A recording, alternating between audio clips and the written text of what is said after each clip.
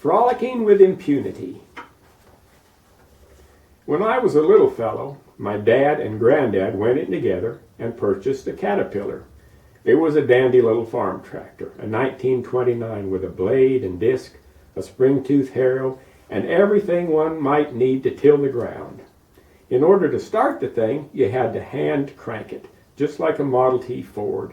When I got older, my granddad had emphysema and lost his breath easily, so I used to turn the crank for him, which made me feel very important indeed.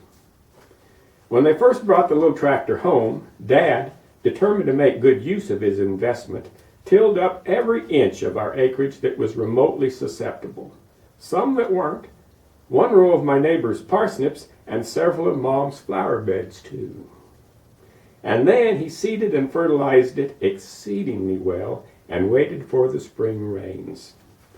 By mid-May, we had a luxurious stand of 4-foot-high grass. By June, the seed heads were bursting with extravagant amounts of pollen, and having never experienced such a formidable forest of grass on the property before, we kids saw an opportunity for adventure.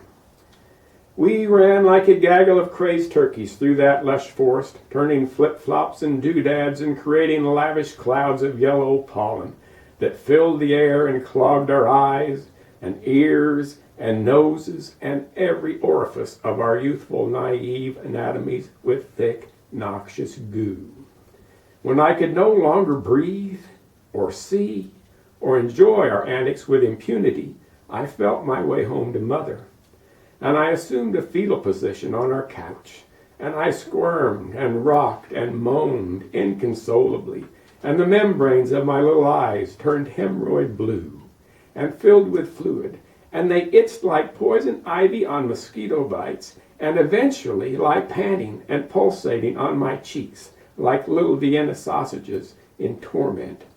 And I've never really enjoyed pollen from that day to this, or frolicking in the high grass, or Vienna sausages either, for that matter.